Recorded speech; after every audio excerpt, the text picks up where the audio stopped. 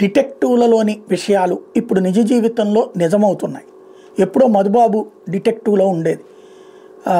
ఒక షిప్ ఉన్నట్టుండి అదృశ్యమైపోయింది, ఒక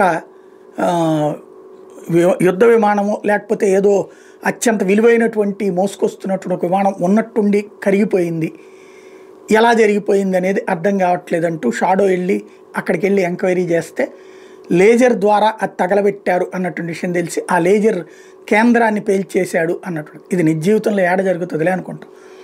అయితే రష్యా, అమెరికా, చైనా ఇప్పటికే ఈ లేజర్ వెపన్స్ని తయారు చేసినాయి సొంత టెక్నాలజీతో.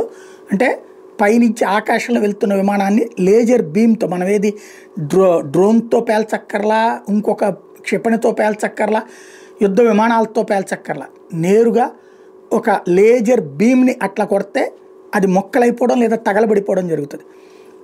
ఇలాంటిది మన సొంత తయారీ కావాలని ఏళ్ల తరబడి అనుకున్నాం. మన రక్షణ పరిశోధన శాఖ, అభివృద్ధి శాఖ ఏదైతే DRDO ఉందో అది తాజాగా కనిపెట్టినటువంటి దుర్గా అనేటటువంటి క్షిపణి, దాన్ని ఇప్పటికే అనేక సార్లు పరీక్షించారు.